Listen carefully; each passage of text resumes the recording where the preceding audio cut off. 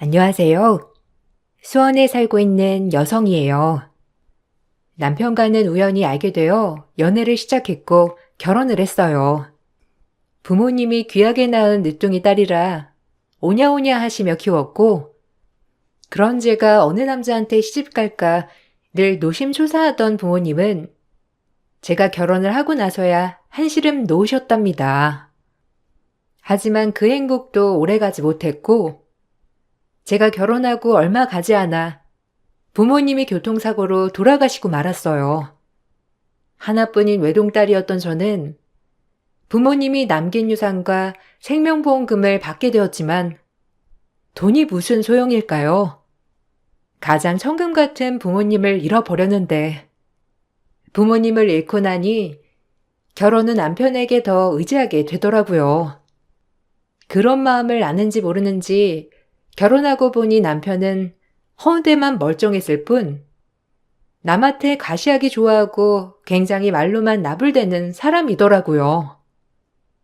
호탕한 모습에 반해서 연애를 시작한 거였지만 너무 가시욕이 많은 사람이었죠.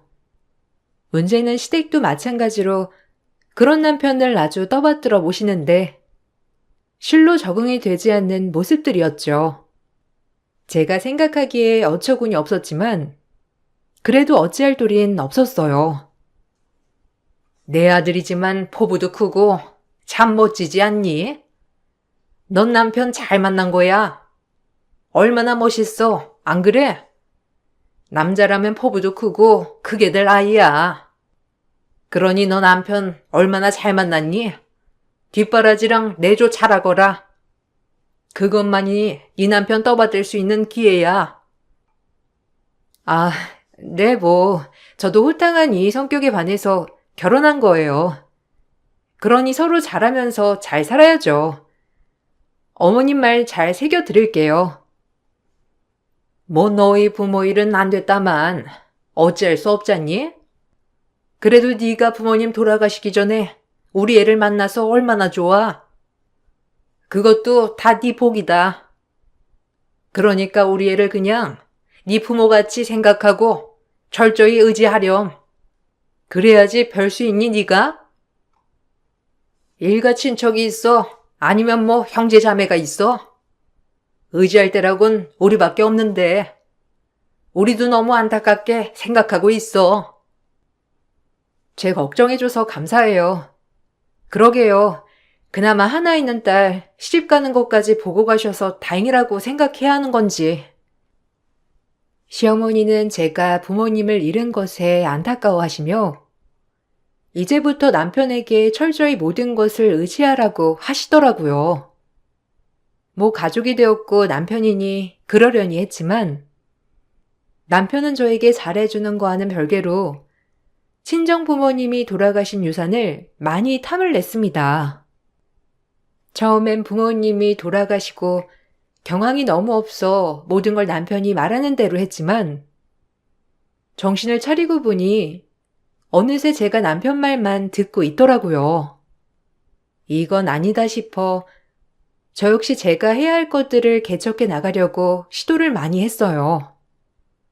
하지만 그때마다 남편은 제 걱정이랍시고 절 아무것도 못하게 하며 집에서 정신을 쏙 빼놓더라고요. 전 그때까지만 해도 그게 저를 위해서 그런 줄 알았죠. 지금 와서 돌이켜 생각해보니 그저 절 위해서가 아닌 본인을 위해서 그런 거였더라고요. 자기 아버님, 어머님 생명보험금 받은 거 혹시 나 좀 빌려줄 수 있을까? 나 지금 일하는데 자금이 부족하거든. 생명보험금을? 그건 아니지. 다른 것도 아니고 부모님 목숨값인데 얼마나 필요한데? 그리고 지금도 잘 되고 있는 회사 자기가 무리하게 확장하는 거 아니야? 굳이? 그건 아닌 것 같아.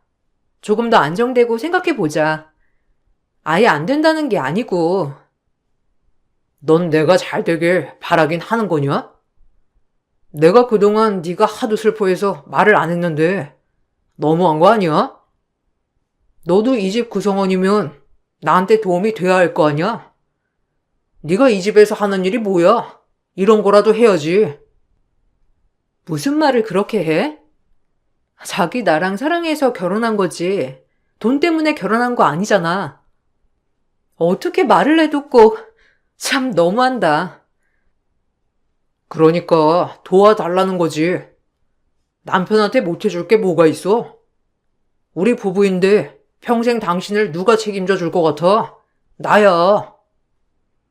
남편은 제가 이 집안에서 도움이 돼야 한다고 하면서 부부라는 게 뭘 해주고 안 해주고가 없는 건데 남편은 부모님을 잃고 심신이 미약해진 저에게 계속해서 모든 본인을 도와야 제가 잘 살 수 있다고 말했습니다. 하도 그런 말을 귀에 닦지 않게 들으니 그 말이 맞는 것 같더라고요. 전 남편의 사업을 조금씩 도와주기 시작했고 썩 마음에 내키진 않았지만 가정의 평화를 위해서요. 그리고 남편은 그렇게 해서 사업을 확장해 나가기 시작했어요. 다행히 사업은 잘 되었고 제 마음은 그렇게 썩 와닿진 않았지만 남편과 시어머니가 좋아하니 그걸로 되었다고 생각했죠. 그래야만 할 것 같았으니까요. 그렇게 그런 시간들의 반복이었어요. 잘했다, 잘했어. 그래, 그렇게 돈 아끼면 뭐하니? 네 서방 잘 되는 일인데 도와줘야지. 어디까지나 넌 집에선 내조해야 해. 그래야 네가 이 집구석에서 잘 붙어 있을 수 있어. 너같이 오갈 데 없는 애가 남편이랑 이혼이라도 하면 어쩌려고 하니? 이혼이라뇨? 어머님, 제가 이 집안에 도움이 꼭 되어야 하는 존재인가요? 남편과 저 마음 맞아 결혼했고, 그런데 제가 꼭 이 집안에서 그래야 하는 거예요? 저 너무 속상해요. 어머님도 그렇고, 이도 그렇고, 그놈의 돈. 속상해요, 정말. 어머, 얘가 왜 아침 대바람부터 눈물바람이야? 아침부터 될 일도 안 되겠다. 눈물 거둬라.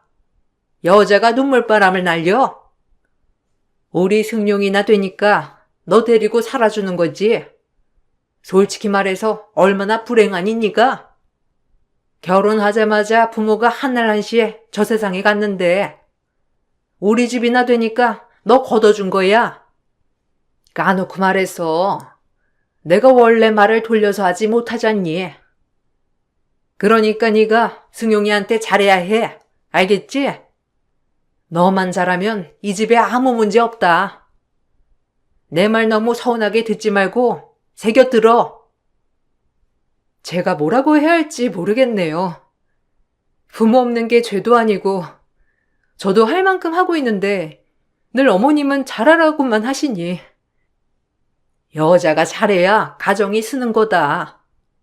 그러니까 내가 너한테 이런 얘기도 하는 거지.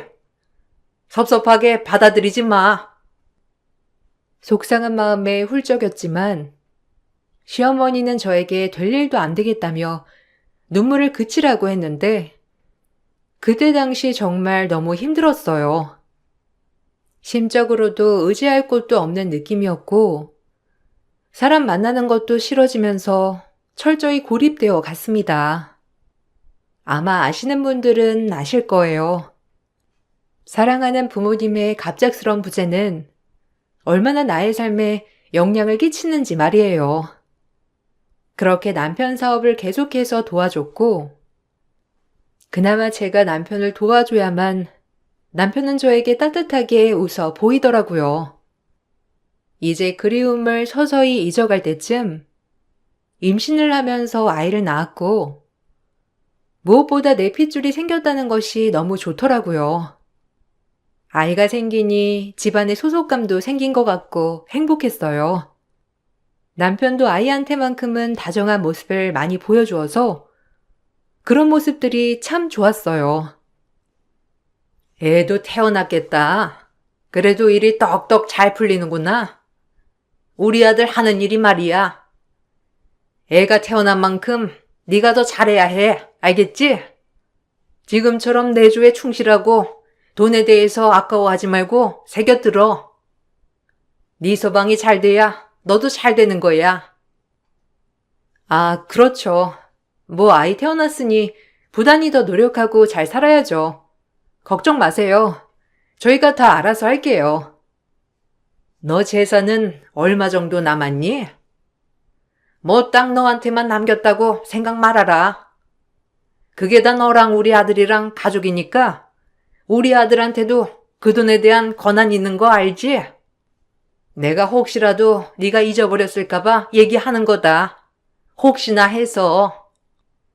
어머님은 제 얼굴 볼 때마다 돈 얘기만 하시는 것 같아요. 저만 보면 돈 얘기밖에 생각이 안 나시나요? 너무해요, 정말. 아니, 말이 그렇다는 거지. 참 너도 꼭 그런 식으로 받아들이더라. 우리 아들이 잘 돼야 네가 잘 되는 거니까 두루두루 말한 거야.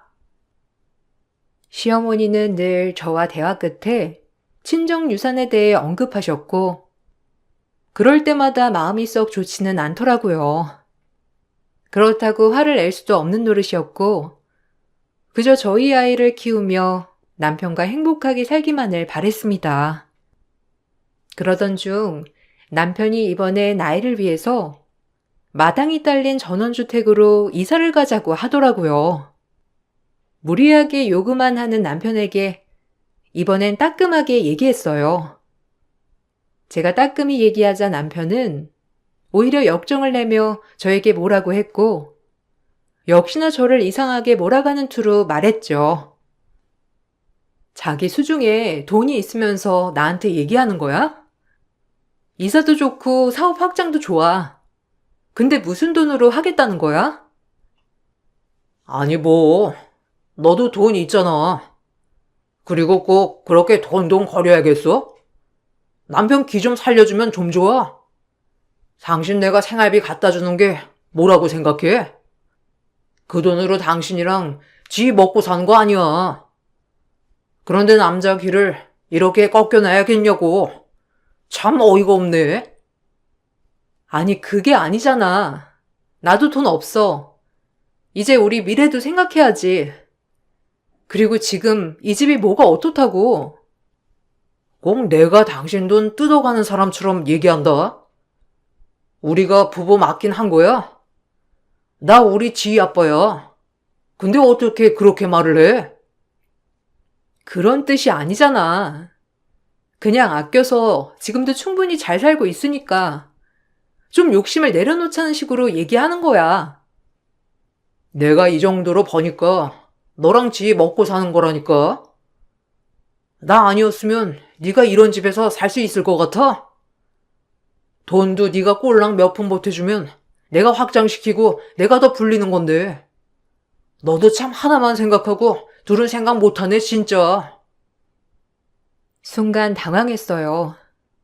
돈 얘기를 꺼내자 저에게 오히려 본인의 길을 꺾는다고 하는데 속상했어요. 돈 얘기만 나오면 예민해지는 남편과 무리하게 계속해서 뭔가를 버리려고 하는 남편을 막아야 한다는 것이 좀 힘들더라고요. 제가 돈을 풀어줄 생각을 하지 않자 남편은 집에도 안 들어오기 시작했는데 정말 황당 그 자체였죠. 아무리 전화를 해도 받지를 않더라고요. 어머님, 이 연락 돼요? 지금 제 전화도 안 받고 집에도 며칠째 안 들어오고 정말 미치겠어요. 무슨 일인지 아세요? 얘기 들었다. 아니, 큰 집 하나 있으면 얼마나 좋아? 너 둘째 낳을 때도 그렇고 그리고 네 서방이 좀 해달라는 건데 그렇게 돈으로 무시했다며? 너네 친정부모가 남겨준 유산 움켜쥐고 있으면서 갑질하니까 좋으니? 진짜 어이가 없어서 원. 네? 갑질이라뇨. 그리고 저 그동안 할 만큼 했어요. 지금 사는 집도 나쁘지 않고 둘째 낳고 살아도 충분하다고 생각해요. 그런데 꼭 큰 집으로 이사를 가야 하나요? 저 정말 이해가 안 가서 그래요. 그리고 저희 부모님 목숨값을 왜 그렇게 저한테 대놓고 요구하시는 건데요? 제가 그동안 말씀을 안 했지만 정말 너무들 하시네요. 그저 돈, 돈, 돈. 진짜 지겨워요. 제가 처음으로 시어머니에게 이렇게 얘기하자 시어머니는 당황했는지 아무 말도 못한 채 입만 떡 벌어지더라고요. 그러고 이내 정신을 차리시곤 저에게 막말을 일삼으셨고 오갈 데 없는 저는 참 서럽더라고요. 갈 친정이 있나 만붙일 형제가 있나 이런 모욕을 듣고 내가 여기 있어야 되나 싶은 생각이 그 순간에 들더군요. 딸아이를 낳아서 그런지 몰라도 제 마음은 그전보다 더 독해져 있었어요. 하지만 제가 아무리 말을 해도 시어머니는 제 말을 들을 생각조차 하지 않더라고요. 어머, 넌 말하는 것 좀 봐. 그동안 어떻게 참고 살았냐? 아주 못돼 먹어가지고. 그동안 우리가 너 돈 뜯어간다고 생각했던 거 아니야? 너 진짜 섭섭하다. 네 남편 밖으로 놔두라도 나도 이제 모른다. 다 네가 하기 나름인데 뭐. 조언을 해줘도 진짜 어떻게 그렇게 받아들이는지 너 정말 별로다 별로야. 아주 은혜를 원수로 갚니? 실망이다 정말. 어머님, 그게 아니고요. 제 말씀 좀 들어보세요. 좋은 일 없이고 매일 저를 휘두르려고 하시니까 그런 거죠. 제가 모를 것 같아요? 내가 널 휘둘러?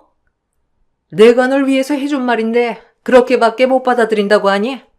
참 내가 할 말이 없구나. 어쨌든 네 신랑 나가서 뭐라고 다니던지 네가 알아서 생각해.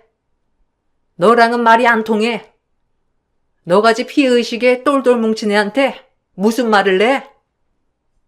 시어머니는 더 이상 저와 얘기하고 싶지 않다며 얘기를 거부하였고 그로부터 일주일이 지난 시점 아무렇지 않게 남편이 집에 들어왔어요. 남편은 집에 들어와서 또다시 돈을 요구했고 이번에도 안 주면 정말 나가겠다는 뉘앙스로 얘기하더라고요. 인간이 어쩜 저렇게 이기적인지 내가 왜 이런 사람과 결혼을 했는지 각성이 되면서 그날 대판했습니다. 어떻게 된 거야? 아, 돈 때문에 집을 나갔다는 게 말이 돼? 전화도 안 받고 당신 이렇게 무책임한 인간이었어? 당신이 왜 날 무시했잖아. 그러니까 그런 거지. 누가 무시하래? 바깥에서 일하는 남편 무시하는 게 말이 된다고 생각해? 무시는 누가 무시야. 당신이 너무 무리하게 요구하니까 얘기를 해보자는 거지. 당신도 진짜 너무한다. 어쩜 그래? 남편이 하는 일에 태클 거는 게 무시하는 거지.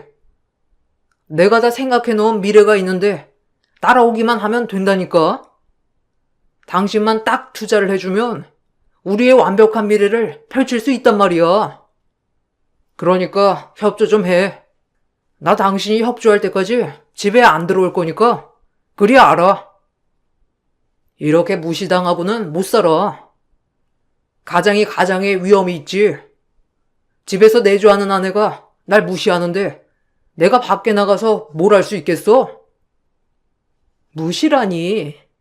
당신이랑 도저히 말이 안 통한다. 집을 나가겠다고?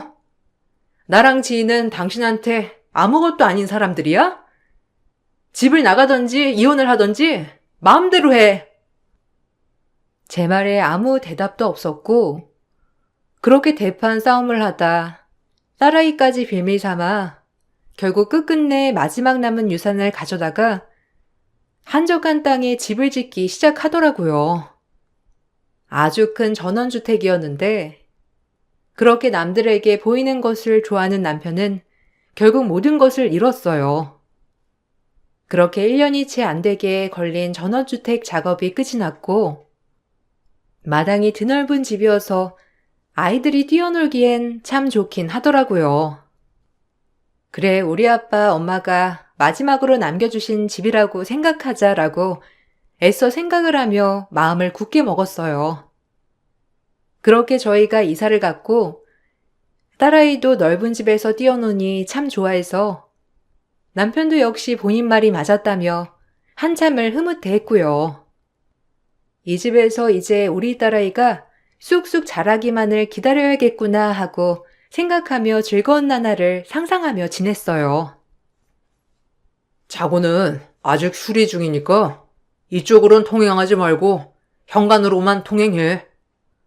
아무래도 공사하는 사람들이 집주인이 그쪽으로 들락날락하면 얼마나 불편하겠어. 내 말 명심해. 아직 완료될 때까지 그쪽으론 다니지 마. 알겠지? 명심해. 알겠어. 그럼 공사는 언제쯤 끝나는 거야? 그래도 주택 짓는데 꽤 걸리네. 마당 있는 집으로 이사 가니까 그래도 지희도 참 좋아하고 나도 좋네. 여기서 좋은 일들만 많이 일어났으면 좋겠다.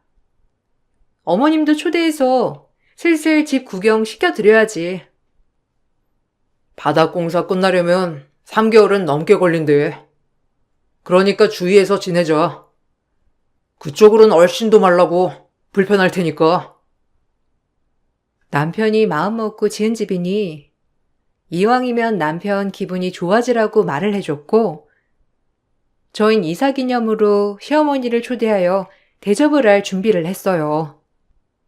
시어머니는 처음에 집에 내리더니 차고 쪽으로 어슬렁거리시더라고요. 한참을 주방에서 음식을 하고 있는데 인기척이 너무 없자 제가 어머님을 찾아 나섰는데 차고 쪽에서 누군가와 대화하는 소리가 들리더라고요. 이상하게 뭔가 숨기는 느낌도 들었는데 그때는 그냥 별 대수롭지 않게 생각했어요. 워낙 시어머니도 말이 통하는 스타일은 아니었거든요. 어머님, 거기서 뭐 하세요? 아직 거기는 공사가 다 안 끝나서 지아빠가 그쪽으론 출입하지 말라고 하더라고요. 간다. 아니, 여기 그냥 뭔지 구경만 한 거야. 올 필요 없어. 내가 갈게. 구경하다 보니까 여기까지 왔네. 어여 들어가자. 근데 누구랑 얘기하시지 않았어요? 어머님 뭐 아시는 분 있으신 거예요? 저도 좀 소개해 주세요. 누군지. 아니라니까. 얘가 왜 이래? 얼른 들어가자. 밥은 다 했니? 어디 오랜만에 네가 한 밥 먹어나 보자. 얼마나 잘했을까? 여기 아주 먼지가 많이 날리니까 너 기관지도 약한데 얼씬도 말거라. 아유, 먼지 좀 봐. 들어가자꾸나. 집도 넓고 좋네. 시어머니는 제가 잘못 들은 거라며 한사코 말리셨고 그런 저희는 다시 집에 들어가서 밥을 먹었어요.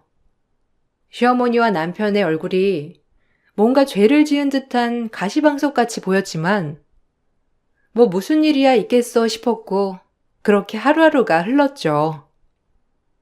하지만 이상하게도 차고 쪽에서 무슨 소음이 그렇게 나더라고요.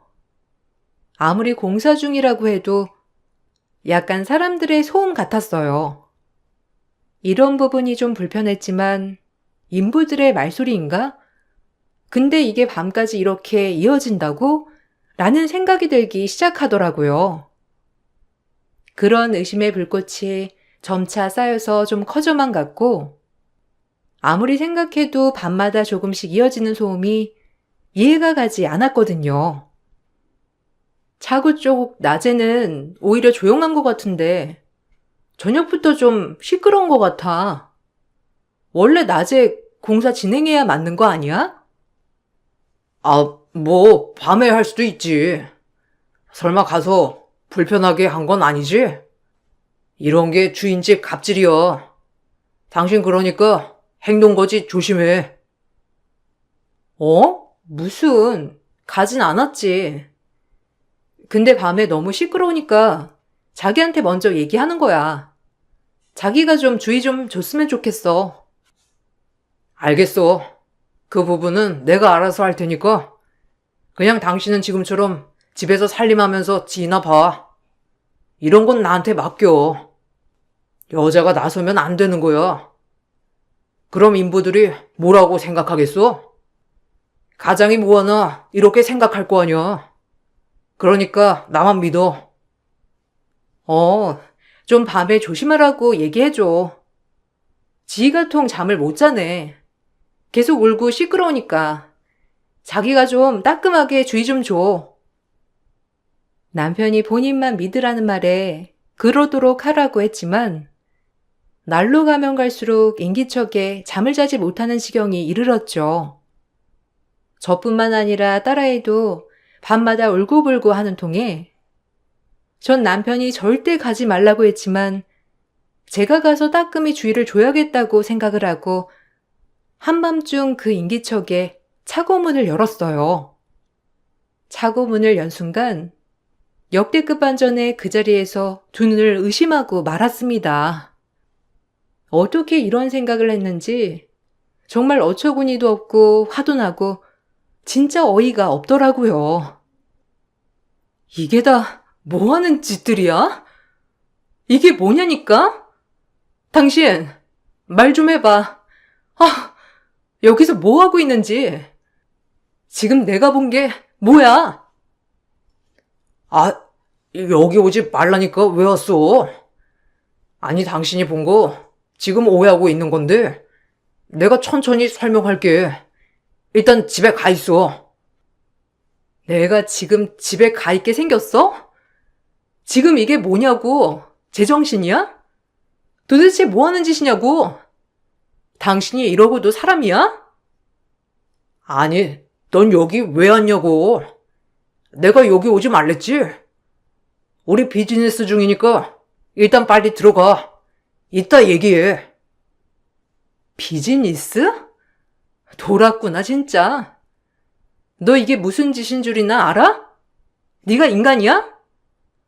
평소에 이러고 돌아다녔던 거니? 차고 문을 열고 확인한 순간 차고 안에서는 화투판이 벌어지고 있었습니다.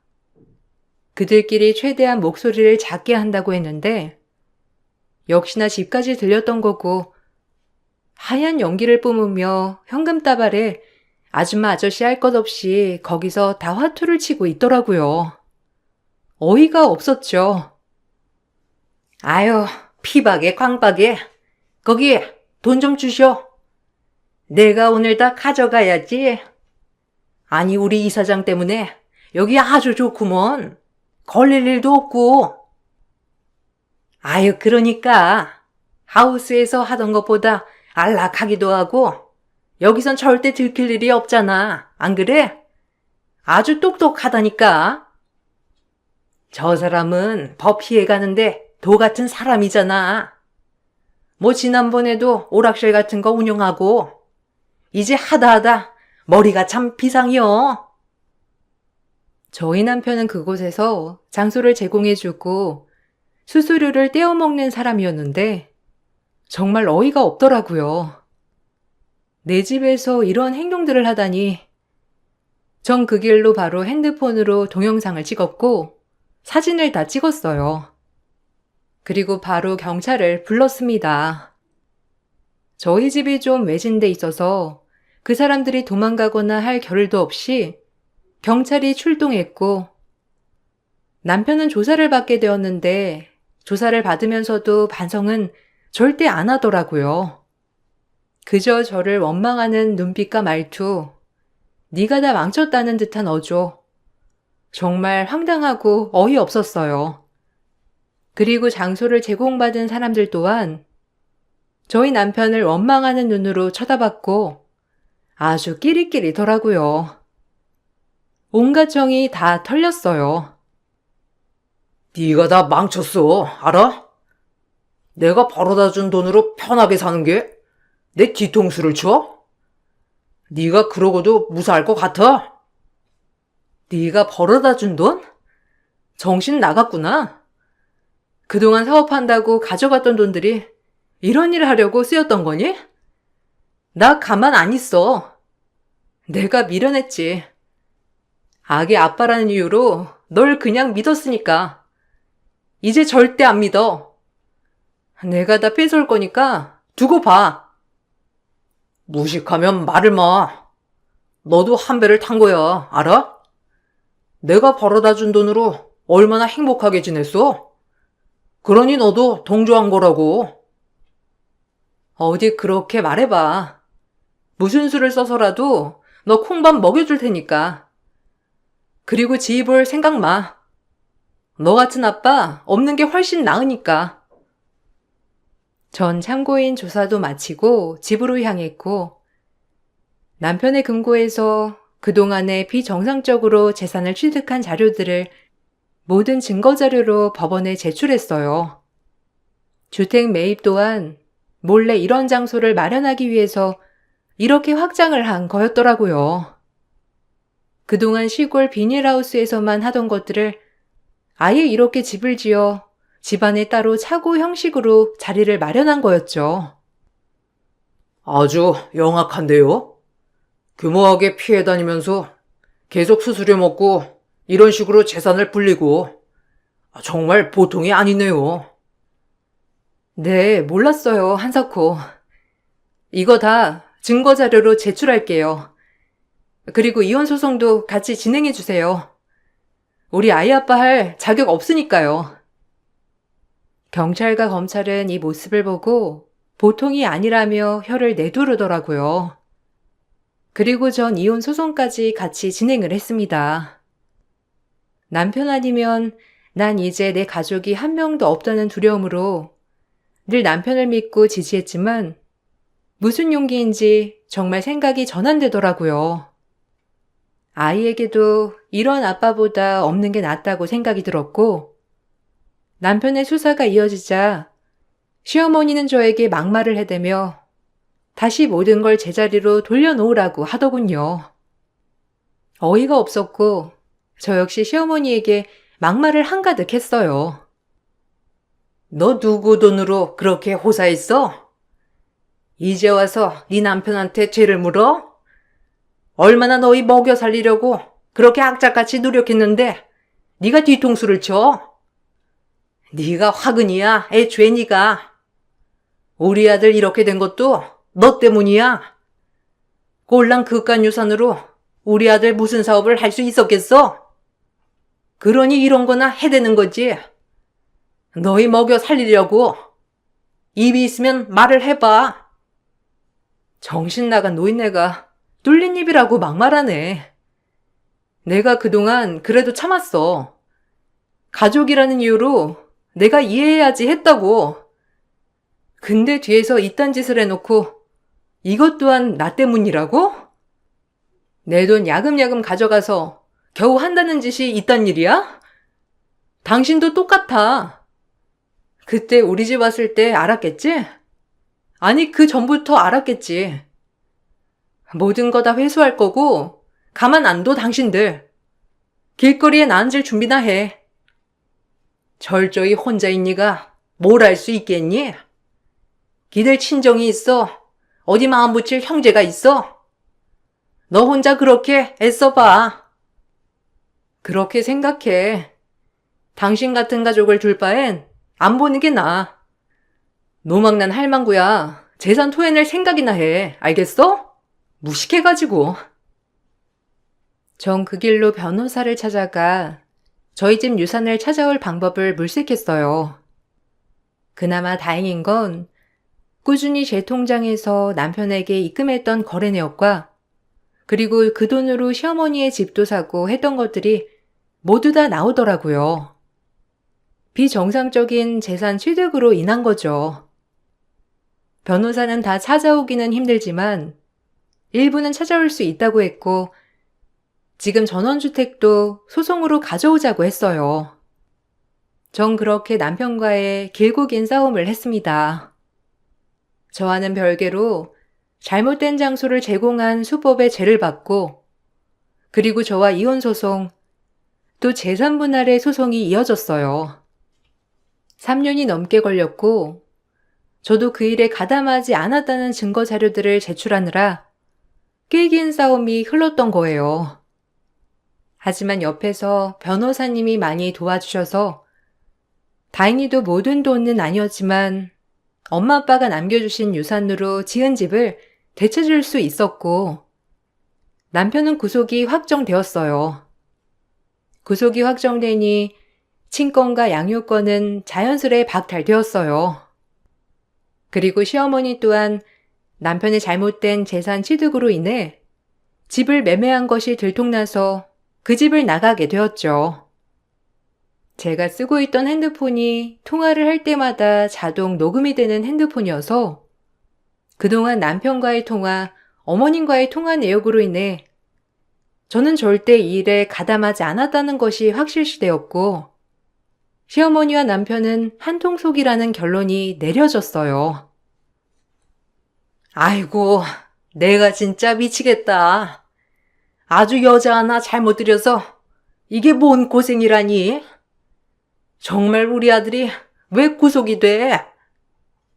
열심히 산 것밖에 없는데 다 너 때문 아니야? 내가 그리고 이 집을 왜 토해내야 하냐고? 너 잘못 생각하나 본데 우리가 없으면 넌 무조건 혼자 지내야 돼. 알아? 네 가족 단 한 명도 없이 넌 철저히 혼자라고. 그런데도 불구하고 네가 그래? 당신 같은 가족 필요 없어. 모든 돈을 회수 못한 게 안타까울 뿐이야. 내가 돌았지. 이딴 집구석에 뭘 믿고. 지 절대 볼 생각 마. 당신들이랑 절대 교류 못하게 할 거니까. 인생이 비합법적인 인간들 감히 날 속이고 뒤에서 이런 짓을 해? 아직 벌을 덜 받았어. 우리 지가 우리 집 핏줄인데 내가 왜 지 일을 못 봐? 네가 뭔데 우리를 끊어내? 네가 그러고도 무사할 줄 알아? 저기요, 벌금 낼 돈이랑 당신 집 구할 생각이나 하세요. 이제 다 가압류 들어갈 건데 정신 못 차리고 헛소리 하네 아주. 시어머니는 결국 그 집에서 쫓겨나게 되었고 있는 돈으로 어떻게 해서 작은 원룸을 하나 얻었어요. 그들이 원하던 삶이 아주 다 물거품이 돼버린 거죠. 쉽게 돈을 벌려고 했던 어리석음이 이렇게 법적 절차로 돌아올 줄 아마 몰랐겠죠? 그리고 저 역시 그들 말에 늘 오냐오냐 할 줄 알았겠죠. 조금 어리석었던 날들이 있었지만 그래도 이렇게 마무리를 지을 수 있다는 것을 감사하게 생각을 하는 요즘입니다. 남편은 형량을 세게 받아 나올 생각도 못하고 있고요. 그런 인간이 사회에 나와봤자 뭘 할 수 있겠냐마는 말이에요. 시간은 정말 오래 걸렸지만 그래도 어느 정도의 돈도 회수할 수 있어서 다행이라고 여겼죠. 그 후로 전 남편이 지은 전원주택을 팔았는데 다행히 신축이고 집은 잘 지어놨기 때문에 후한값에 팔릴 수 있었어요. 그리고 저희는 딸과 경기도로 이사를 왔고 우연히 그 집을 매매하고 다시 구매한 경기도의 집이 폭등을 하면서 저는 그래도 딸아이와 걱정 없이 살 수 있었어요. 그리고 돌이켜보니 정말 제 마음이 그때 왜 이렇게 심신미약이었나 싶더라고요. 딸아이가 있으니 이렇게 용기가 나는데 그때의 저를 이용한 것 같아 너무 화가 나지만 그래도 그런 시련이 있었기에 이렇게 당당하게 마음을 다질 수 있었다고 생각해요. 지금은 모든 걸 정리하고 딸과 조용히 살아가고 있습니다. 조금 남은 돈으로 아파트 앞 상가에서 네일 아트숍을 운영하고 있는데 이렇게 소소하게 딸과 살아가는 게 좋더라고요. 소송을 마무리하면서 변호사님과 만나 얘기를 하던 도중 전 남편은 구속이 되었는데 계속 전부터 했던 잘못된 장소 제공 사례들이 걸려서 형량이 늘어났다고 하더군요. 그런 인간과 이렇게 손절을 하게 된 것만으로 너무 행복한 나날들이라고 생각하고 있어요. 참 하다하다 집에다가 비정상적인 놀이장을 만들 생각을 했다는 게 아직도 충격이지만요. 너무 몰라서 당했던 날들이었지만 덕분에 딸아이도 태어났고 지금은 많이 성숙해진 것 같아 저는 그날을 후회하진 않는답니다. 여러분들도 언제나 좋은 일만 일어나길 바랄게요. 글재주가 없어 어떻게 읽으셨을지 모르겠네요. 제 글을 읽어주셔서 감사합니다. 안녕하세요. 30대 직장인입니다. 이곳 사연들을 들으면서 세상에 이런 일들이 일어나는구나 깜짝 놀라기도 하고 공감을 한 적도 많은데요. 얼마 전에 저도 정말 기가 막힌 일을 경험해서 여러분들과 나눠보기 위해 이렇게 사연을 쓰게 되었답니다. 전 몇 개월 전까지만 해도 결혼을 준비했던 남자친구가 있었어요. 남자친구는 체력이 떨어지면서 건강을 위해서 운동을 하기로 결심하고 다녔던 헬스장에서 만난 사람이었죠. 매일 새벽마다 출근 전에 운동하려고 동네 근처 헬스장을 등록했는데 저와 마찬가지로 매일 빠짐없이 오던 사람이 남자친구였어요. 처음에는 그냥 자주 마주치다 보니 부지런한 사람인가 보다 생각을 했는데 어느 순간부터 인사를 하더니 점점 저에게 적극적으로 대시했어요. 오늘도 일찍 나오셨네요. 민주 씨 운동하고 나면 출근하신다고 했죠. 저번에 들어보니까 여기 근처 회사던데. 회사 출근하기 전에 뭐 어디 갔다가 가세요? 시간 좀 남으실 것 같은데 저랑 아침에 커피 한잔하고 가시는 건 어떠세요? 저도 여기 근처 회사 다니고 있어서 시간이 좀 붕뜨긴 하는데 솔직하게 말하면 민주 씨한테 관심 있습니다. 민주 씨랑 커피 한잔하고 싶어요. 저는 아직 남자친구 만날 생각이 없어서요. 그리고 전 출근 시간이 빨라서 운동하고 나서 바로 가야 돼요. 커피는 못 마실 것 같네요. 매일 운동 나오시는 것 같은데. 이렇게 말하시면 불편하시지 않으시겠어요? 괜찮습니다. 민주 씨가 쉽게 허락해 줄 거라고 생각해서 말하는 건 아니었어요. 그래도 아침 운동 같이 나오는 동료로서 그냥 가볍게 커피 한잔 할 수 있는 거 아닌가요? 제가 저녁에 술 한잔 하자고 하는 것도 아니잖아요. 저 그렇게 이상한 사람 아닙니다. 민주 씨도 아시다시피 저 아침마다 꾸준히 운동하고 거기다가 요 근처 탄탄한 기업에 재직하고 있는 믿을 수 있는 사람이에요. 안 그래도 여기 제 담당 트레이너분이 우재 씨 얘기 전한 거 있었어요. 제가 그래서 남자친구 만날 생각 없다고 전해달라고 했는데 아직 듣지 못하셨나 봐요. 직장도 알고 있고 지금까지 매일 마주친 것도 알고 있긴 하지만 솔직히 아직은 그럴 생각도 없어서요. 이해합니다. 저였어도 민주 씨가 저한테 접근한다면 부담스러울 거라 생각합니다. 근데 전에는 절대로 이런 적 없어요. 저 여기 헬스장 거의 3년 넘게 다녔거든요. 다른 트레이너분한테 물어보시면 이런 적 없었다는 거 아실 겁니다. 저 운동도 지금처럼 새벽에만 다니고 다른 시간엔 온 적도 없어요. 여기서 민주 씨한테 처음 들이대는 겁니다. 여기 명함 드릴 테니 다음에 만나면 꼭 커피 한잔 하죠. 남자친구는 제가 거절을 해도 매번 저에게 커피 한 잔만 하자며 말을 걸어왔어요. 처음에는 이상한 사람이구나 생각을 했었는데 한 달이고 두 달이고 꾸준히 운동을 갈 때마다 저에게 말을 걸어왔죠. 정말 끈질기기도 끈질겼고 그만큼 저에게 호감이 많은가 싶어서 어느 날은 무슨 생각이었는지 퇴근하고 만나자며 제 번호를 주기도 했어요.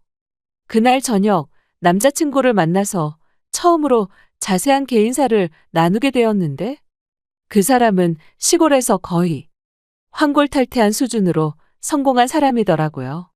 자신에 대한 자부심도 강했고 자신감도 넘쳤습니다. 그동안 만나왔던 사람들 중에서 이렇게 자신에 대한 확신이 있었던 사람이 있었나 싶을 정도였죠. 그런 모습에 전 호감이 생겼어요.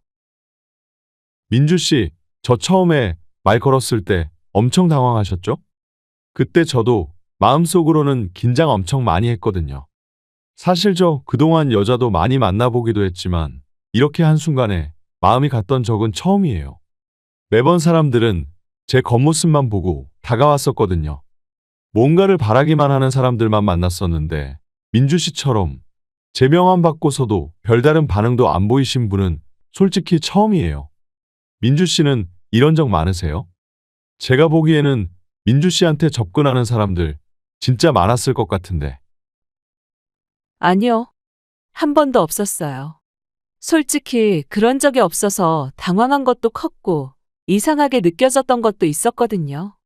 근데 트레이너분들도 다들 한 번도 그런 적 없다고도 하시고, 솔직히 우재 씨, 저한테 몇 달 동안 계속 커피만 한 잔 마시자고 했잖아요. 그래서 궁금했어요. 어떤 사람인지 저도 명함 보고 능력도 있는 사람이 왜 나한테 그럴까 싶기도 했거든요. 좋은 직장 다니고 있긴 하죠. 제 본가가 엄청 시골에 있거든요. 부모님도 저만 바라보고 사시고. 그래서 결혼은커녕 연애도 솔직히 고민을 많이 했었는데 만나는 여자들은 제 직업만 보고 접근을 하더라고요. 제가 얼마나 노력하고 열심히 사는지는 보지도 않고요. 그런 거 보면서 회의감도 느꼈던 것 같아요. 그냥 제 자체만으로 좋다고 해주는 사람은 없을까 싶었는데 제 생각에는 민주 씨가 그럴 것 같았어요. 결혼에 대해서도 저는 빨리 하고 싶었지만 다들 그냥 조건만 보고 결정하는 것 같아요. 아니요. 저도 이것저것 따지고 재고 만나요. 우재 씨는 결혼 빨리 하고 싶었다고 하셨는데 지금까지 만나보신 분들 중에서는 결혼하고 싶다고 생각하신 분은 안 계셨던 거예요. 아무리 그래도 우재 씨 직업이나 지금 하고 다니시는 것만 봐도 부족한 것은 없다고 느껴지긴 하거든요. 근데 굳이 왜 저한테 이렇게까지 하시나 싶어요. 물론 결혼하고 싶은 사람은 있었었죠. 솔직히 말하면 없다고 하면 거짓말이고. 그렇지만 막상 결혼을 생각하면 그 사람은 제 자체가 좋아서 받아들인다기보다는 뭔가 조건이 항상 있었어요. 그런 게 맞지 않았죠. 솔직히 저를 정말로 사랑하면 조건을 달 수 있었겠어요? 전 그런 것들이 싫었어요. 물론 그런 거 없이 절 좋아해 준다면 전 그 사람이 원하는 방향으로 무조건 노력은 하겠지만요. 남자친구의 자신감과 진실함이 저에게는 좋게 다가왔던 것 같아요. 그렇게 저희는 연애를 시작하게 되었습니다. 남자친구는 바쁜 직장 생활을 하면서도 매일 새벽마다 운동을 나왔고 술은 한 잔도 마시지 않는 사람이었어요. 항상 올바르고 고든 사람이었기 때문에 저는 더 믿을 수 있다 생각을 했죠. 연애를 하면서 한 가지 걸렸던 건 바로 데이트 통장이었어요. 사실 저도 직장인이다 보니 그전까지는 그런 것 없이 그냥 서로 데이트 비용을 썼기 때문에 굳이 통장을 써야 하나 싶었는데 남자친구는 연애를 시작하면서 자신은 계획 있게 사는 것이 좋다면서 데이트 통장을 만들어서 쓰자고 하더라고요. 서로 직장인이다 보니까 만날 수 있는 시간도 많지 않을 것 같고 그렇다고 해서 한번 만날 때마다 돈을 무작정 쓰기보다는 계획해서 쓰면서 미래를 준비하는 게 좋을 것 같다는 의도였죠. 남자친구의 말을 들어보니 일리가 있다 생각이 들어 그렇게 데이트 통장을 만들게 되었어요. 평일에 시간이 좀 있었던 남자친구가 재빠르게 통장을 만들어서 가지고 왔고 그 통장에 매달 20만 원씩 넣기로 약속을 했습니다. 1년의 연애 기간 동안 한 번도 빠짐없이 데이트 통장에 적립을 했어요. 만나봤자 1에서 2주에 한 번만 볼 수 있었기 때문에 이 정도면 충분하겠다고 생각했던 거죠. 그렇게 6개월의 연애를 하게 되면서 어느 날은 휴가를 맞춰 여행을 가자는 말이 나오게 되었습니다. 우재 씨? 안 그래도 이번 휴가 때 우재 씨랑 한번 맞춰보려고 하는데 우리 그래도 지금까지 통장에 있는 돈 꽤 되지 않아? 기간상으로는 해외여행은 좀 힘들 것 같고 그냥 가까운 근교에 1박 2일 여행 가는 건 어떨까? 그러면 따로 돈 모으지 않고서도 통장에 있는 돈으로도 충분히 갈 수 있을 것 같은데 우재 씨는 어떻게 생각해? 좋지. 어떻게 그런 생각을 했어? 안 그래도 우리 통장에 있는 돈 계속 쌓이기만 하고 우리 제대로 만나지도 못했잖아. 우리 처음 연애할 때는 매주마다 그래도 한 번씩은 보자고 했는데 2주에 한 번 보니까 아마 그거 반도 안 썼을 것 같아. 근데 어쩌지? 나 그 통장 잃어버려서 오늘 말하려고 했는데 평일에 내가 다시 발급받으러 가야 하는데 못 갔어. 미안해. 정말? 그럼 인터넷 뱅킹으로 얼마 남았는지 확인은 못하나? 카드 만들었으면 인터넷 뱅킹도 신청한 거 아니야? 확인하면 되겠다. 우재 씨, 평일에 시간 안 되는데 어떻게 갈 수 있겠어? 안 그래도 내가 저번에 우재 씨 통장 만들어 왔다고 하길래 그냥 내가 갈 걸 그랬거든. 나보다 우재 씨가 너무 바빠서 혹시라도 이렇게 잃어버리면 어쩌나 싶긴 했거든. 그러게. 잘 가지고 다닌다고 생각했었는데. 미안해. 그리고 내가 인터넷 뱅킹 신청도 안 했어. 솔직히 사람 일이 어떻게 될지도 모르고 매달 돈 내는 게 힘들 수도 있으니까. 민주 씨한테 말하는 게 아니라 나는 매달 넣었는데 그냥 주변에서는 말 못하고 무리할 수도 있는 거 아니냐고 하길래. 그냥 처음부터 나도 믿고 통장만 만들었던 거거든. 어쨌든 카드로 돈은 쓸 수 있어도 자세한 내역은 못 보니 어쩔 수 없네. 내가 연차라도 내거나 점심시간에 은행 갔다 올게. 통장에 돈을 확인하고 계획을 세우려고 하니 남자친구는 갑자기 통장을 잃어버렸다며 얘기를 했어요. 동시에 인터넷 뱅킹도 신청하지 않아서 잔액을 바로 확인할 수 없었죠. 미안해하는 남자친구를 보면서 그 앞에서 뭐라고 할 수도 없었고 고의가 아니었으니 그냥 넘어갈 수밖에 없었습니다. 저도 남자친구도 다 일을 하고 있었기 때문에 솔직히 일주일에 한 번 보기도 힘들었어요. 그러다 보니 매달 20만 원씩 저축을 해도 반의 반도 쓰지 못했던 날들이 많았습니다. 카드로 조회를 해볼 수 있다 말하려고 했지만 그땐 당장 급한 것도 아니고 쓴 돈에 비해서 넣어둔 돈이 많을 테니 굳이 확인하려고 하지 않았어요. 다음에 다시 만들어 온다고 하는 남자친구를 믿고 있었죠. 그렇게 저희는 이러저러한 이유로 한 달 동안 만남을 갖지 못했고 결국 한 달 만에 남자친구를 만나게 되었습니다. 처음 만나자마자 남자친구가 했던 말은 통장을 만들지 못했다는 거였어요. 그래도 이번에는 다시 재발급을 받고 왔겠거니 생각을 했었는데 바빠서 그러지 못했다는 말을 하는 남자친구를 보면서 오늘은 카드로라도 확인을 해보자 생각을 했었죠. 그런데 남자친구와 저녁을 먹고 결제를 하려고 보니까 갑자기 카드 결제가 안 된다고 하더라고요. 여러 번 결제를 해도 되지 않아 물어보니 잔액이 부족하다고 뜬다 하더라고요. 우재 씨, 좀 이상하지 않아? 우리 아무리 많이 써봤자 하루에 10만 원도 넘어본 적이 없는데 어떻게 결제가 안 되는 건지 모르겠네. 저기서 금액을 잘못 입력해서 결제한 거 아니야? 나 매달 20만 원씩 분명 입금했는데 그것만 해도 얼만데 우재 씨까지 넣으면 아직 잔액은 충분히 남았을 텐데 이상하다, 그렇지? 그러게. 잘못 결제한 건가? 카드가 고장 났을 수도 있지 뭐. 안 그래도 그 카드 읽히는 부분이 좀 벗겨지기도 했잖아. 그래서 결제가 잘 되지 않는 거일 수도 있으니까 너무 신경 쓰지 마. 혹시 내가 통장 다시 재발급 안 해서 그러는 거야? 내가 진짜 하려고 했는데 이번 달에 정말 바빠서 밥 먹을 시간도 없었던 거 있지? 민주 씨한테도 내가 여러 번 얘기했잖아. 틈나서 겨우겨우 연락하는 거라고. 그런데 은행 갈 시간이 어디 있었겠어. 그래도 좀 여유로워지고 있으니까 다음에는 꼭 재발급해서 올게. 아니, 그래서 그런 건 아닌데. 그냥 내가 생각하기에는 쓰는 돈은 별로 없는데 잔액이 부족하다고 하니까 이상하다고 하는 거지 뭐. 그래도 우리가 만나는 날이 많은 것도 아니잖아. 밥만 먹고 헤어진 적도 많은데. 그 돈 다 모아도 다 쓰지도 못했을 텐데. 그냥 그래서 뭔가 잘못된 거 아닌가 싶어서 말하는 거야. 우리 민주 씨, 이런 거 되게 꼼꼼하구나. 내가 이래서 민주 씨 좋아한다니까. 안 그래도 다음 주에는 좀 한가해서 가보려고 했어.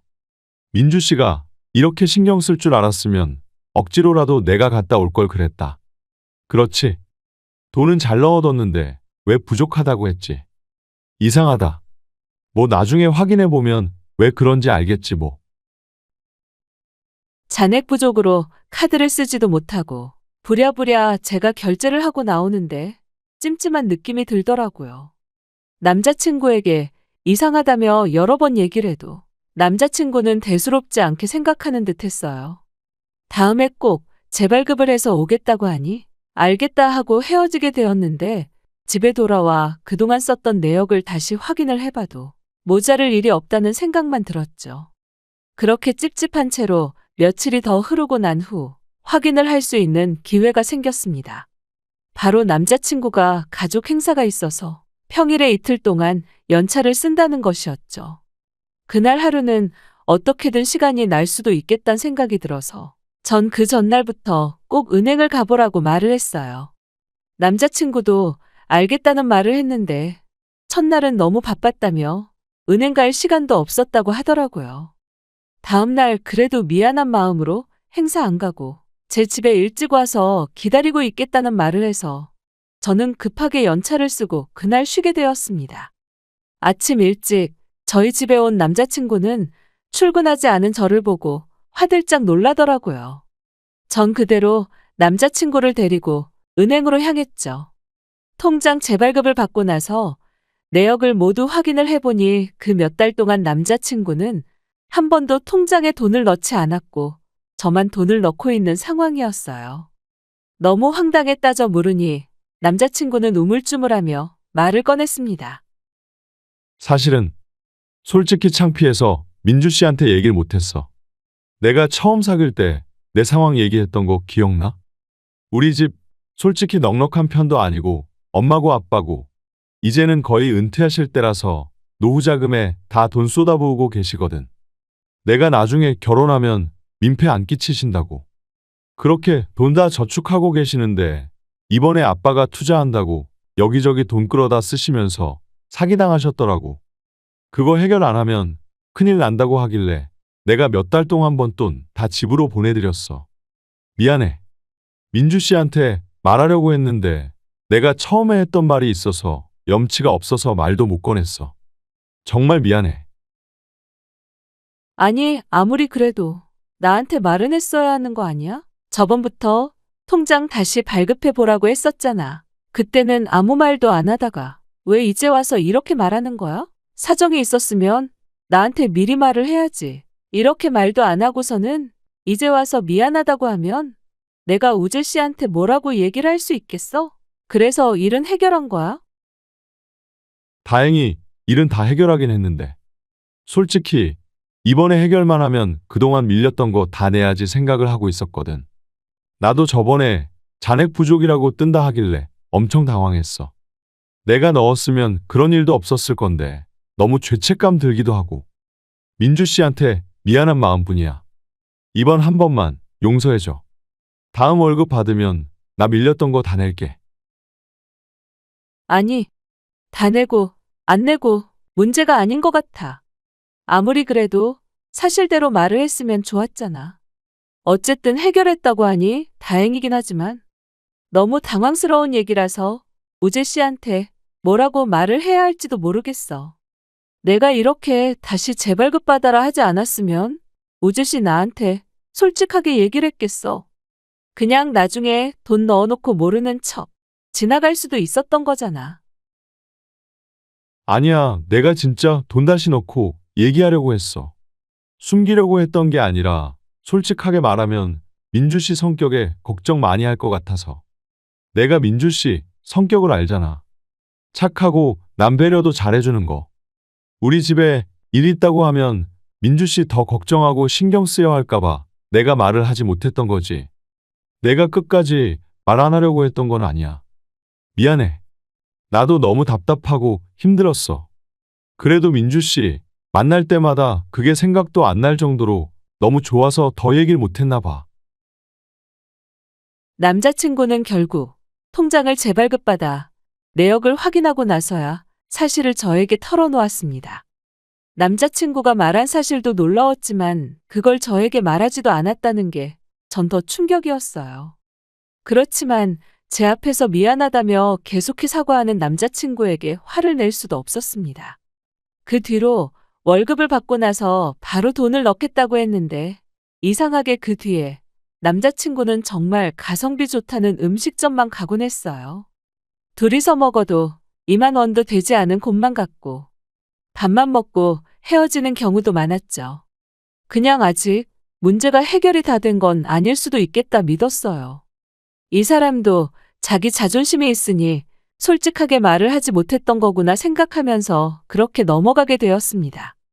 1년여의 연애 기간 동안 자주 만났던 것은 아니지만 남자친구는 항상 저에게 마음을 다하는 것처럼 행동했습니다. 물론 돈을 많이 쓰는 건 아니었지만 그전까지는 저도 돈만 쓰고 마치 절 액세서리처럼 데리고 다니던 남자들만 만나왔기 때문에 여왕처럼 떠받들여주는 남자친구가 진정한 사랑이라 느꼈던 것 같아요. 결혼을 결심하기 전 남자친구가 저에게 뜬금없이 연봉을 물어봤던 적도 있었답니다. 남자친구는 꽤나 알려진 기업이었기 때문에 어느 정도 연차만 알고 있다면 연봉을 예상할 수 있었는데 저는 소기업에 재직을 하고 있어서 남자친구가 궁금할 수 있겠다는 생각이 들더라고요. 우재 씨, 나 연봉 그렇게 높지 않아. 우재 씨는 좋은 기업에 다니고 있으니까 아마 주변 사람들 다들 연봉도 높겠는데 난 그 정도는 아니야. 그냥 어느 정도 먹고 살 정도만 버는 거지 뭐. 나도 우재 씨 월급 얼마나 받는지 정확히는 모르는데 왜 이렇게 궁금해하는 거야? 진짜 얼마 버는지 궁금해서 그것 때문에 물어보는 거야? 내가 진짜 그냥 궁금해서 물어보겠어? 우리 이제 1년 만났잖아. 나이도 있고. 민주 씨랑 나 처음 만날 때부터 진지하게 만나고 싶다고 했었던 거 기억나? 나 그래서 민주 씨랑 결혼하고 싶어서 그래. 민주 씨랑 결혼하려면 서로 경제적인 건 오픈을 해야 하잖아. 그냥 가볍게 물어보는 거니까 부담 갖지 마.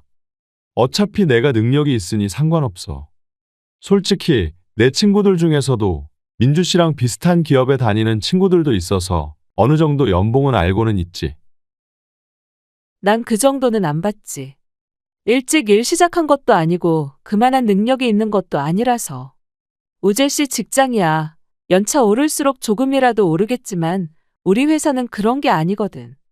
능력도 출중해야 더 연봉 많이 받는 시스템이라서 아마 들으면 깜짝 놀랄 텐데. 그래서 얼만데? 그래도 민주 씨 혼자 집 구해서 살고 있는데도 돈도 저축한다고 하고 그러는 거 보면 부족하지는 않은 것 같은데. 이런 건 결혼하려고 하면 솔직하게 말해줘야 하는 거 알지? 민주 씨는 내 월급 어느 정도는 알고 있지만 난 그런 게 아니라서. 그래도 친구들 연봉 그렇게 작지 않던데.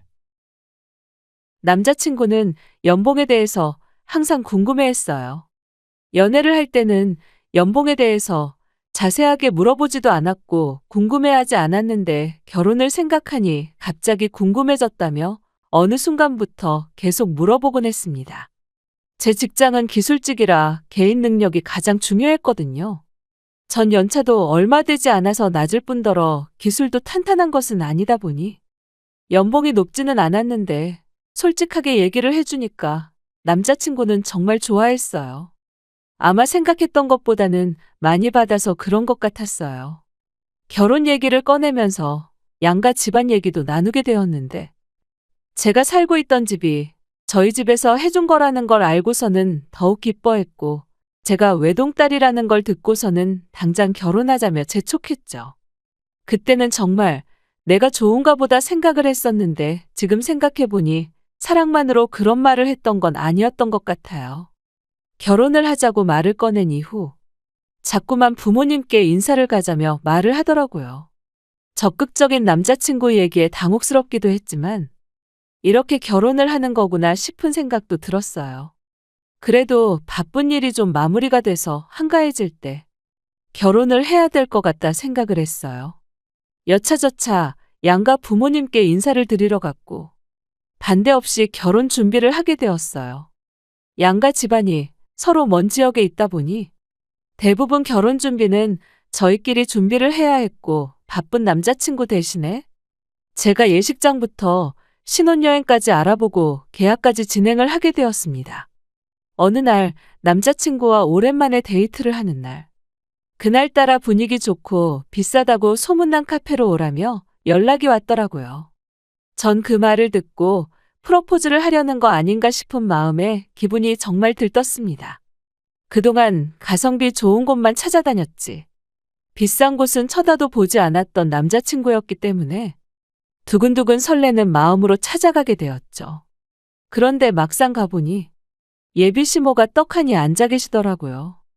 당황한 얼굴로 얼른 인사를 드리니 예비 시모는 차가운 눈빛으로 말을 꺼냈습니다.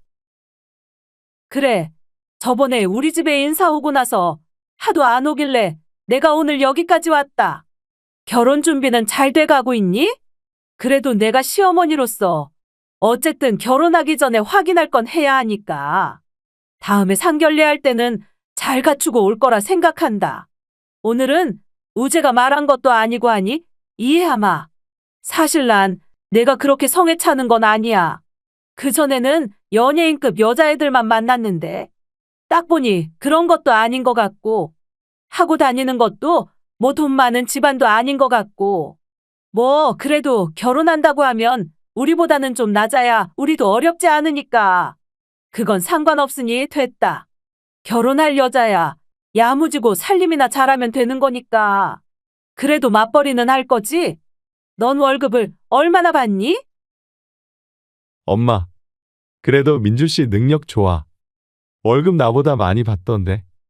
민주 씨, 우리 엄마 예쁘지? 내가 엄마 고생 많이 했다고 했잖아. 그런데도 이렇게 동안이셔. 난 우리 엄마처럼 자기 관리 잘하고 똑소리 나고 살림도 야무지게 잘하는 사람 만나고 싶었거든. 딱 민주 씨잖아. 엄마, 민주 씨 혼자서 자취하는데 거기 집도 민주 씨 집에서 해준 거야. 그러니 뭐 집안 좋은 거야. 플러스긴 하지만 그래. 지금 살고 있는 집은 평수가 몇 평이나 되니? 그 집 말고는 다른 부동산은 없으시니? 외동딸이니? 재산은 다 물려받을 수 있을 것 같고 돈은 얼마나 모았어? 여자면 20대 중반부터 일했을 텐데 그래도 억소리 나게 어느 정도 모은 거 아니니? 결혼하려면 혼수고 예단이고 다 해와야 되는 거 알지? 우리 친척들도 많거든.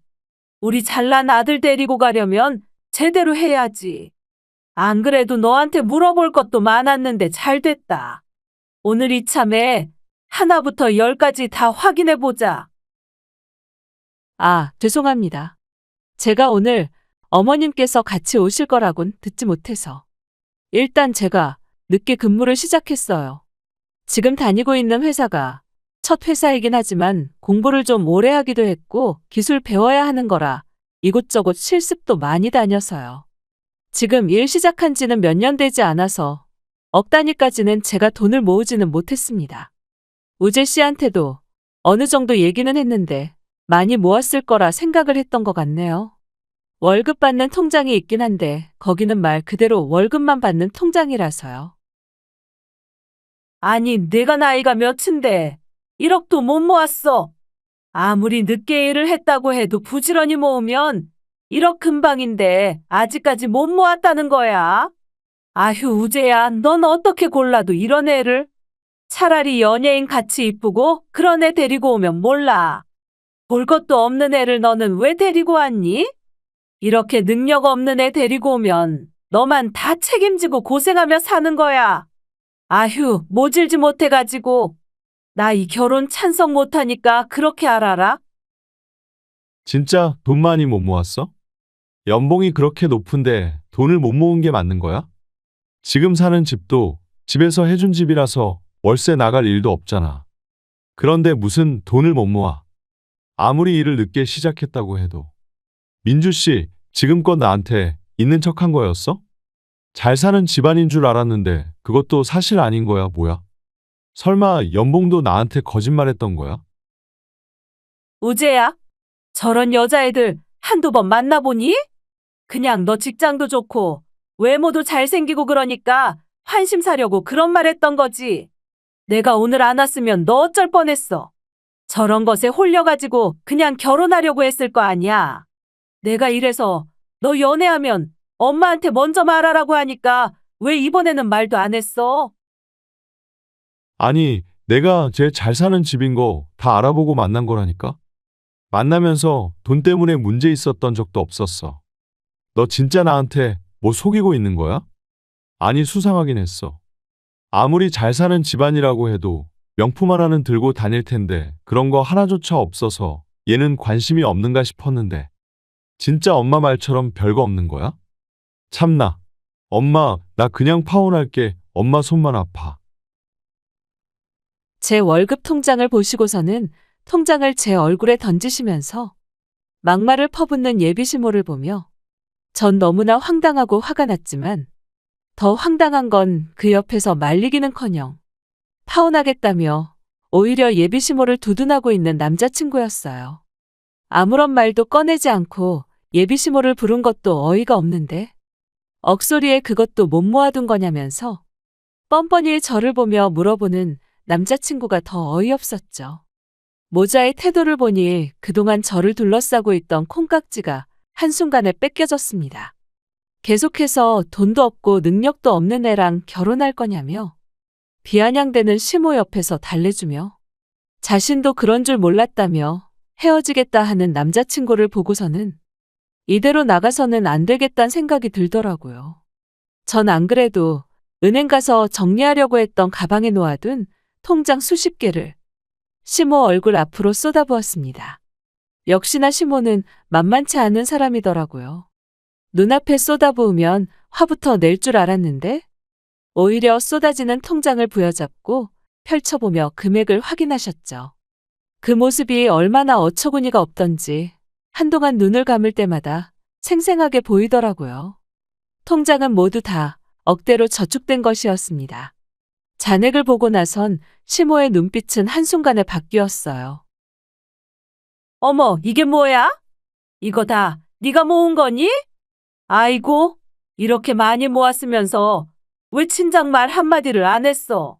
어쩐지 우리 아들이 아무나 만날 일은 없지? 우리 아들이 또 보는 눈이 있어가지고 알아서 좋은 신부감을 잘 뽑는다니까? 이 정도 모았으면 합격이다. 네가 우리 아들이랑 결혼하면 네 인생은 땡 잡은 거다. 아주머니, 제가 왜 당신 아들이랑 결혼을 해야 하죠? 당신 아들? 여기 반에 반도 갑 안 하는 거 모르세요? 생각해보니까 제가 이 결혼은 너무 손해보는 것 같아서요. 제가 멍청이도 아니고 한 푼도 없는 당신 아들이랑 왜 결혼하겠어요? 아니, 민주 씨 이게 지금 무슨 말버릇이야? 엄마 오늘 어렵게 여기까지 온 거야. 갑자기 왜 그래? 나랑 결혼 안 할 거야? 엄마가 어렵게 허락했는데 지금 뭐 하는 짓이야? 당장 사과드려. 어른들은 당연히 경제적인 걸 먼저 보기 마련이야. 내가 안 그래도 민주 씨 나이도 많고 직업도 별로라고 해서 겨우겨우 마음 바꾸게 하고 모셔왔건만 왜 그러는 거야? 야, 내가 너 거지 같은 거 지금까지 꾸역꾸역 참아주니까 호구 같니? 너랑 결혼하면 내가 호구가 아니라 모질이야. 내 돈 다 날리게 생겼는데 어떤 모질이가 너랑 결혼해? 모은 돈이 얼마냐고? 넌 억이나 모을 순 있고 집안 다 쓰러져 간다고 질질 짜던 애 이해해줬더니만 나보고 억을 내놓으라고? 진짜 거지가 여기 있네. 앞으로 연락하기만 해. 네 만행 다 까발려줄 테니까. 제 통장을 보고 바로 태도를 바꾸는 시모를 보며 이건 암흑길이구나 느껴졌어요. 남자친구에게 바로 헤어지자고 했고 결혼 준비를 하면서 썼던 비용에 대해서 청구를 했어요. 당연히 남자친구는 결혼할 건데 그걸 왜 갚아야 하냐며 따졌고 전 민사소송으로 위자료 청구를 진행했습니다. 예비시모며 계속해서 연락이 오더라고요. 두 모자가 서로 얼굴을 밀치며 탓을 돌린다고 하던데 연락을 차단했더니 남자친구는 안 마시던 술까지 마시고 와서 집 앞에서 행패를 부려 전 경찰에 신고를 하게 되었고 겸사겸사 접근금지 신청도 했죠. 그 와중에 남자친구는 클럽도 다니고 술집에서 헌팅도 하고 심지어는 소개팅도 받았더라고요. 제 지인들이 모두 목격하고서는 저에게 알려주면서 모든 사실을 알게 되었죠. 심지어 남자친구의 과거를 알고 있었던 분이 저에게 저처럼 잘 사는 집 여자 어떻게든 꼬셔서 결혼하려다가 실패한 이력이 몇 번 된다면서 말을 해주셨답니다. 절 사랑해서 그런 게 아니라 제가 하고 다니는 것들을 다 보고선 접근을 했던 것이었어요. 이미 저에게 들이대기 전부터 제 신상을 여기저기 물어보고 다녔다고 해요. 전 콩깍지가 뺏겨지고 나서 그 말이 귀에 들어왔던 거였어요. 전 지인들에게 남자친구와 헤어지게 된 이유를 은연중에 흘리고 다녔고, 소문은 퍼지고 퍼져 남자친구 회사에까지 퍼지게 되었어요. 남자친구는 아니라며 해명을 했지만 술도 전혀 하지 않고 스마트한 신사 이미지가 한순간에 무너지게 된 모양이었어요. 여기에 남자친구 집안에서는 잘 사는 집딸이 아들한테 하도 매달려 결혼시키게 되었다면서 이곳저곳 소문내 또 돈을 빌리고 다녔는지 나중에는 고소까지 들어오게 되었고, 그걸 해결하느라 남자친구는 빚더미까지 안게 되었다고 해요. 덩달아 제가 위자료 청구를 한 것까지 제가 승소하게 되면서 결혼 준비에 사용했던 금액을 지불해야 했습니다. 그렇게 돈 따지던 집안이 돈 때문에 망하기 직전까지 가게 된 거예요. 지금도 여전히 저에게 모르는 번호로 연락을 해오며 힘들다고 하지만 지금은 제가 이렇게 찌질한 사람과 연애까지 했구나 생각이 든답니다. 그때 콩깍지가 낀 상태로 그대로 시집을 갔더라면 전 호구에서 벗어나지도 못했을 거라 생각한답니다. 어쩌면 예비 신모가 제 앞에서 절 그렇게 무시했던 게 다행이구나 싶기도 하네요. 그놈은 아직까지도 식구들 수습하느라 결혼은 꿈도 못 꾸고 있어요. 저는 다행히 절 이해해주고 사랑해주는 사람과 행복하게 연애를 시작했답니다. 연애를 하면서 이게 사랑이라는 걸 또다시 느끼게 되었네요. 제 긴 사연 들어주셔서 감사합니다. 여러분들도 진정한 사랑으로 행복하시길 바랄게요.